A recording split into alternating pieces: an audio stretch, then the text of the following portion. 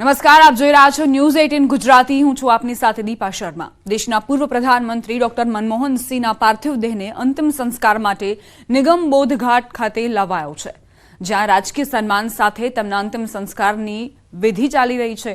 દેશના રાષ્ટ્રપતિ દ્રૌપદી મુર્મુ, ઉપરાષ્ટ્રપતિ જગદીપ ધનખડ, પ્રધાનમંત્રી મોદી, લોકસભા અધ્યક્ષ સહિતના ટોચના નેતાઓ સ્મશાન ગૃહમાં પુષ્પાંજલિ અર્પણ કરશે। નિગમ બોધ ઘાટ ખાતે અંતિમ સંસ્કાર કરવામાં આવશે। પૂર્વ પ્રધાનમંત્રી મનમોહન સિંહના તેમને ગાર્ડ ઓફ ઓનર આપવામાં આવ્યો। રાજકીય સન્માન સાથે અંતિમ સંસ્કાર કરવામાં આવી રહ્યા છે।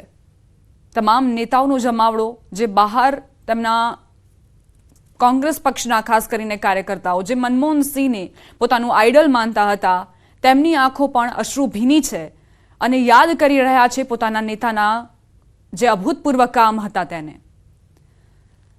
મનમોહન સિંહ જે ભારતના પૂર્વ પ્રધાનમંત્રી તરીકે તો રહી જ ચૂક્યા છે, પરંતુ સાથે સાથે તેમણે નાણામંત્રી તરીકેની પણ જવાબદારી 1991થી અદા કરી હતી અને એક માંધાતા માનવામાં આવતા હતા અર્થશાસ્ત્રમાં, જેમણે ભારતીય અર્થતંત્રને મંદીના મારથી ઉપર ઉગાર્યો હતો અને ત્યારબાદ જે આર્થિક સુધારા લાવવામાં આવ્યા હતા તેમાં કરોડો ગરીબ પરિવારો, જે મધ્યમ વર્ગ પરિવારોમાં આવ્યા હતા।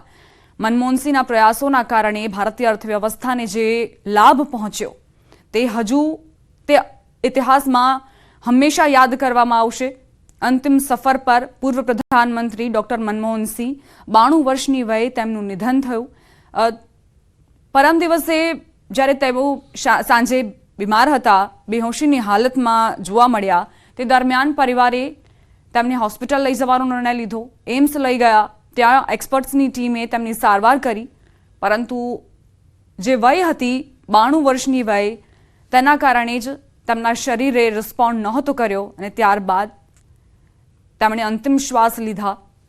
જોકે આજે કોંગ્રેસ કાર્યાલય ખાતે પણ તેમના પાર્થિવ દેહને લાવવામાં આવ્યો હતો, દર્શન માટે લાવવામાં આવ્યો હતો। નેતાઓએ, કાર્યકર્તાઓએ શ્રદ્ધાંજલિ અર્પણ કરી હતી, અશ્રુભીની આંખે તેઓ પહોંચ્યા હતા।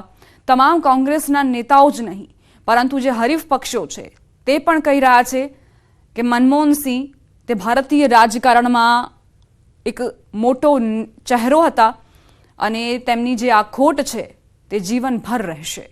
આ ક્ષતિ ભારતીય રાજકારણને હંમેશા સતાવતી રહેશે। પૂરા રાજકીય સન્માન સાથે મનમોહન સિંહને અંતિમ વિદાય આપવામાં આવી રહી છે। અંતિમ સફર પર